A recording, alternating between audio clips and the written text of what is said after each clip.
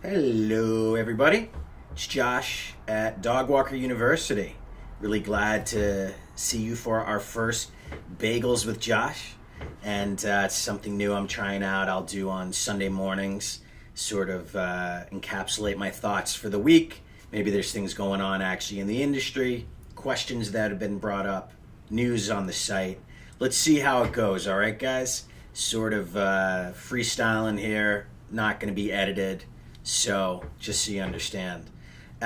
In terms of the site and the classes at Dogwalker University, leading into Friday night, which was launch night, a week from this Friday, past Friday, explosion. So many people signed up leading into Friday and Friday night. After Friday, nobody. So, I think some of you might think the class had to be signed up for by Friday. You can still sign it up. It's a video-based online class you take when you want. So come on over. Please sign up. I want you guys to create the energy and momentum to keep this going into more classes, because the next classes are when we start to get really interesting content, even more interesting content. But again, this first class has information even for those of you who have a service, especially if you want to start a new service, go a new direction, or you've sort of lost your passion. So that's just a little bit of house cleaning in terms of the site. In terms of Campfire, the discussion forum, I hope to launch this week. I will let you know. Okay, so let's see. I wrote down some topics here. I checked out a site someone mentioned the other day called Dogtec, and it was really cool. It's founded by some people with very impressive resumes. I believe one of the founders used to work at the ASPCA, be one of the people who managed their training program at the ASPCA in San Francisco. If that's correct, which I believe it is, that is really impressive. I mean, that was like a world famous training organization. So Dogtec is one I would check out. No matter what service area you're involved in working with pets, they'll probably have something for you. I've seen some price ranges, I believe, from the lower end all the way up to $650, depending on what you're looking for. So I reached out to them myself. I haven't heard back. I hope to talk to them. I think there could be some nice symbiosis with my audience and theirs between what they offer and what I offer. But if you know me, if you've taken my classes or read my books, you know I put a huge emphasis on the safety and the care of the pets as my primary concern. Like, that's where our services reside from, and everything else comes from there. So you're not great with customer service with the humans, but you're amazing with the pets? Okay, I'd rather start from that vantage point than the reverse, which, to be honest, a lot of the bad dog walkers, they know how to work the clients. At least they know how to manipulate the situation, the bad ones do. So I'd much rather you be awesome with the pets, figure out the human side if that's your issue. Check out Dogtec, and if you do and you talk to them, tell them about us. Tell them, we'd love to combine our audiences. I'm all about you guys getting the best information, and whether it's mine or other people's. And so there you go. I was just going to talk about a little bit what our, Dogwalker University stands for. I just told you a big part of it, which is it all starts with the care and quality that we give to the pets. And so when you take my classes, you'll notice one of the earliest sections is about mastering areas of working with pets that many people don't in this industry, whether it's being a master of the equipment they wear, modern equipment, staying on top of the trends, training toys. It doesn't have to just be for dogs, certainly. There's a lot of stuff happening with cats. People are really getting hip to the fact that cats need more stimulation. The litter box situations are just crazy in so many people's apartments. People think their cats are lazy when they're not. So that's where we start. We believe in positive reinforcement. That's the type of things we believe you should do. Now, this course and myself, we definitely all are about thinking outside the box. And so again, I hope I get to make the future classes for you guys, because we get to take it to the next level in terms of thinking outside the box. But, specializing is certainly so important. It's always been important, but it's becoming more important because it's just simple math. There's more people in the world than there ever have been before. There'll continue to be more people. Markets are getting saturated. Your competitors that yesterday were 2 or 3 and uninformed, tomorrow will be 10, 15, 20 and be more informed.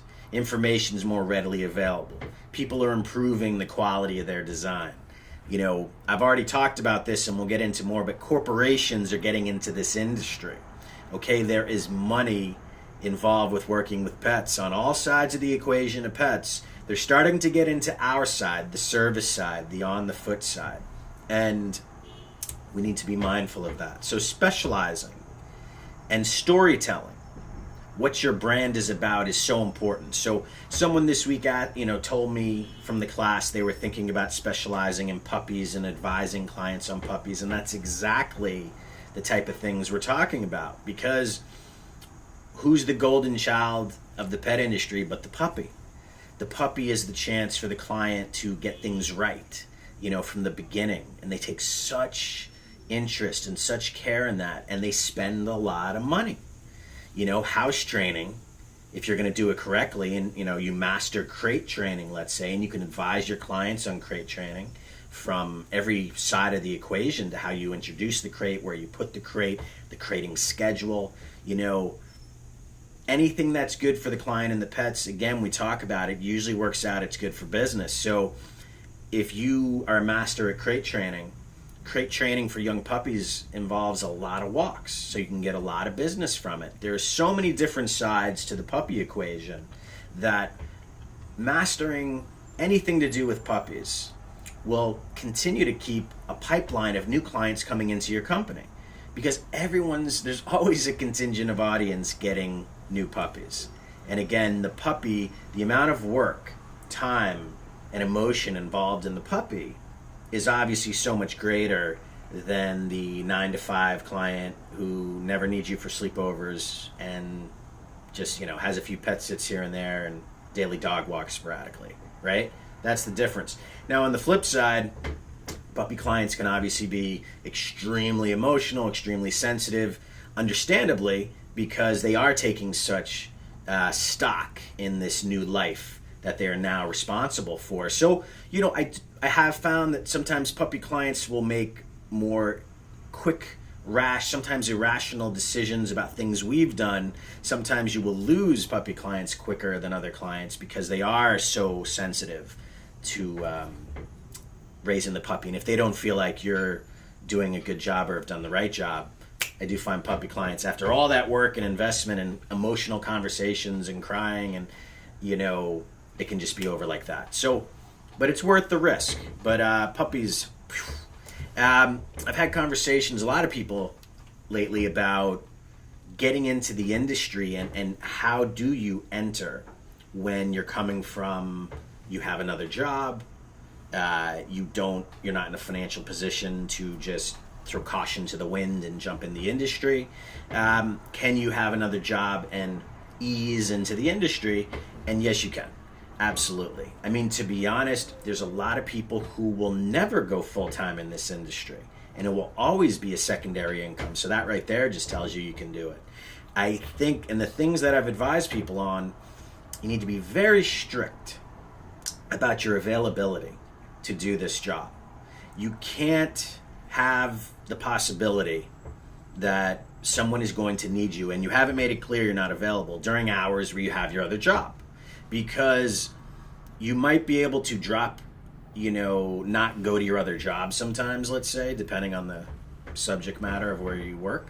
In this job, you have to, right? I mean, you have a living being. So you have to be very specific about your available hours. So if you have a Monday through Friday 9-to-5 job and you want an added income, you obviously have the nights and mornings and the weekends.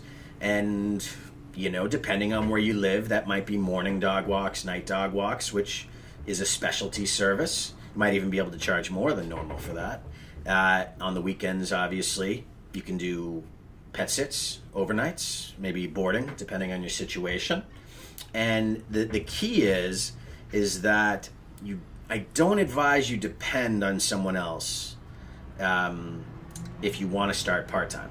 What I mean by that is, for the hours you can't work, don't depend on someone to cover work that's actually supposed to be done by you. Because inevitably, there will be times that person can't cover it.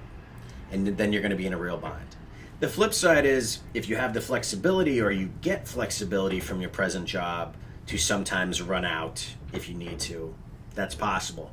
But again, it's not really what I would advise, because you might lose your job over a period of time if it just becomes rampant, you having to jump back and forth. So you can certainly start part-time.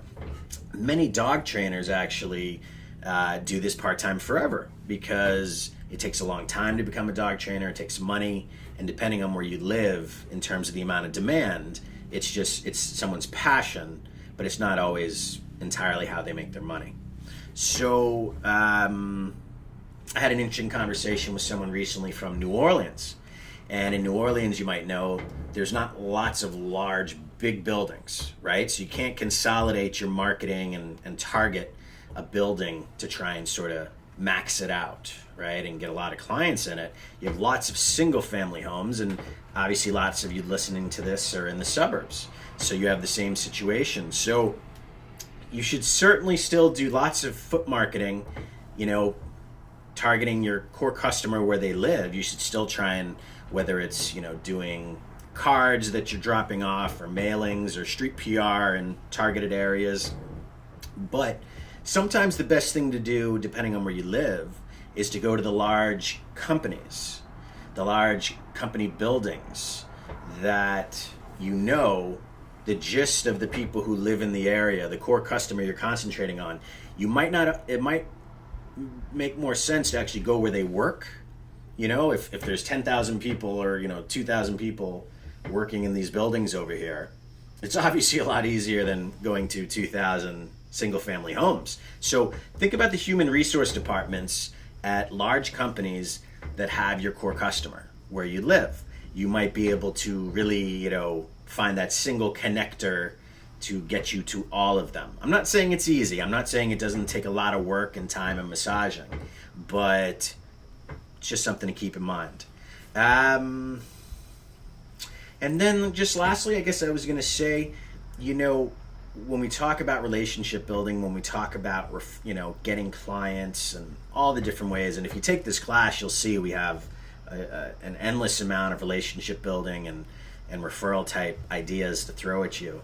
But I just want to concentrate for this moment on your peers, especially when you're first getting in the industry, but forever. Your peers usually can't take all the business they have in their hands. So creating good relationships with those, even who have similar businesses, really can work out for you. I think there's this overriding feeling of, where that's not possible, and, a company won't refer to an individual won't refer to a company. I think there needs to be a little bit more getting together, sitting down for coffees, especially between those two contingents, individuals and companies, because the truth is that it comes down to the pets, right? And so many of us share similar philosophies when it comes to working with pets, that's all that matters.